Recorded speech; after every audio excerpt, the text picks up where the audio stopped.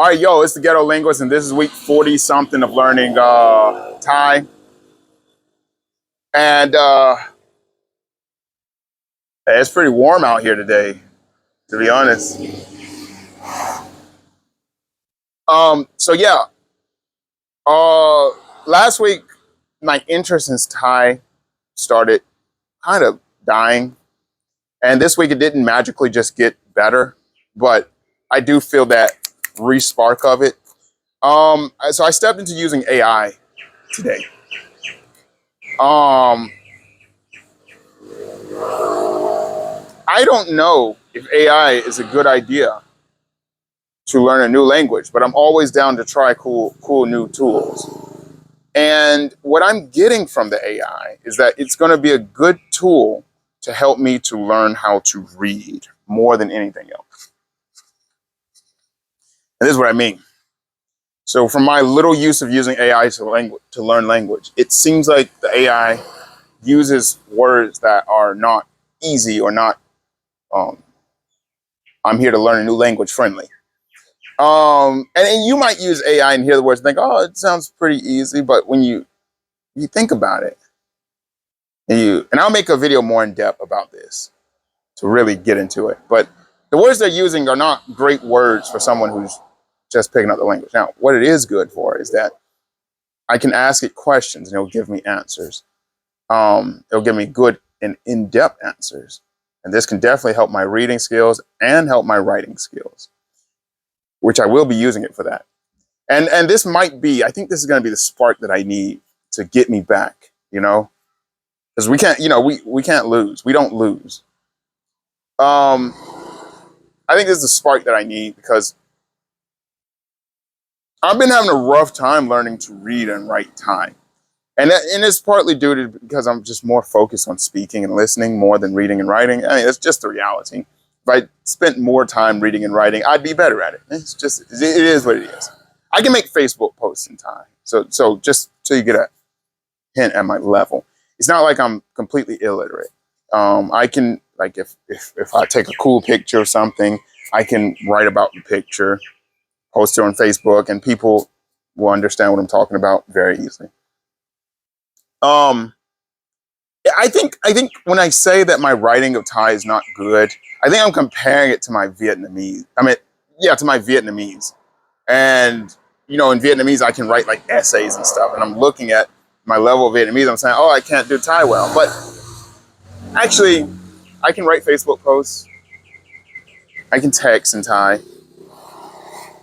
I can write Thai. Just not the way I want it to be. But I think using AI is going to be a good tool to help me learn how to read and probably listen. But there's a lot of problems with using AI, and I'm going to make a more in-depth video. But one of the issues I've noticed is that when you're using AI, well, first of all, you have to be able to ask it the questions. And that's kind of difficult if you're new at learning a language. Because so if you're like, I'm going to use AI to learn Japanese, but you don't really know how to speak Japanese at the moment, it's like, how are you going to ask it the question you need, If you want to learn how to cook ramen or something, just to practice your Japanese, listen to it explain how to cook ramen. Well, if you don't know how to ask how to cook ramen with an accent good enough to where the AI understands you, then that's going to kind of suck,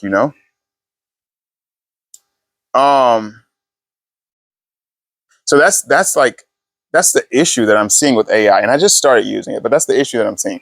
Now, fortunately, I haven't had much issues with speaking Thai. The only issue that I had when practicing, like talking to AI so I can get it to answer me, is when I asked it about like a singer. There's a Japanese singer called Utada Hikaru. And, it's a singer that I enjoy. I like her music. I kind of know a little bit about her. She's born in the US, whatever, all that stuff. So generally speaking, it's one of the things I do when I want to learn languages. I ask them about singers or things that I already know about. So since I already kind of know about Utari Hikaru, I ask it, yo, who is Utari Hikaru? Looking for an answer, you know, so it can say, oh, Utari Hikaru is a Japanese singer who was born in the U.S. and first hit record came out, blah, blah, blah, you know, and then I already know these things. So when I'm listening to it, I can guess what they're saying, and it helps me put it together. Problem is, it couldn't understand me.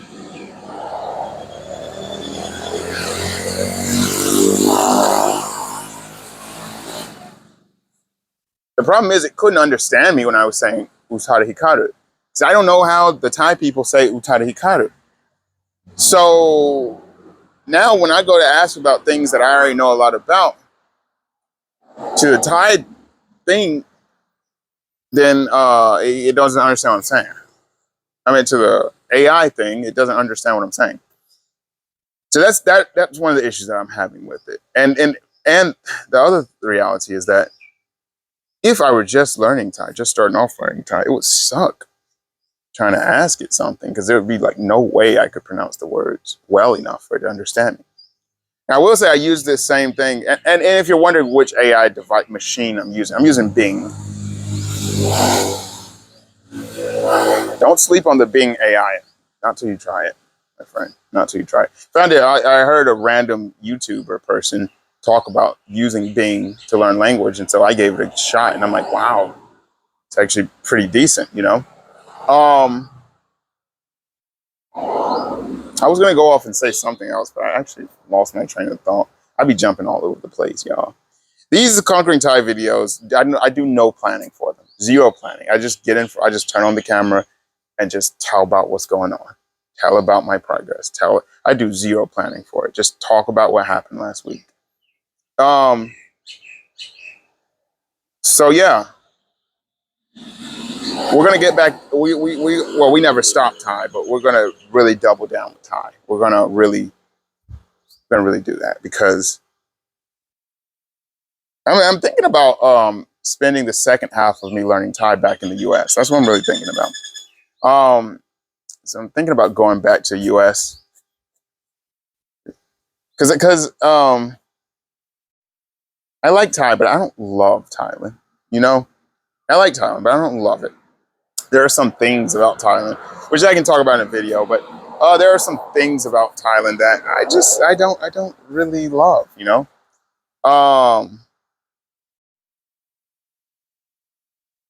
So I'm thinking I might go back home, to finish off the second half of Conquering Thai. And yeah, then we'll see what happens from there. Yeah. That's the video for today. We're still in it with Thailand, or we're studying Thai. And don't just look at this video and get these negative ideas. Look, man, I'm in one of the lower points of studying Thai, and it happens. That's what happens when you're learning language. All right, you're gonna have really high points where things are going great. You're feeling good. You're feeling confident. You're feeling through the roof. Then you have points where you're like, man, what am I doing, man? You know, and that's a point where I'm at right now. I'm just like, what am I doing? I could be studying a different language. I could be living in a different country, you know. But it's about, the thing that makes you learn a language is about persistence. It's just about sticking to it. You know, it's not about always feeling like, oh man, everything's going good. It's about when those, kind of shitty times do come and you're just like, oh, come on, man. We don't have to do this anymore. It's about remembering why you're doing it, focusing in on that, and looking for other ways to spice it up and keep going. That's what it's all about. And that's what I'm going to do. I don't fail. I don't fail. So that's the video for today. I'm the Ghetto Linguist. Thanks for tuning in. I'll see you in the future. Peace. Grab a slay a dragon, then sit and watch it happen. I'm on another level, man, I'm spilling out the ghetto. What's a couple quotes, if no one know you said them? Slay a couple dragons, but no one know you did it.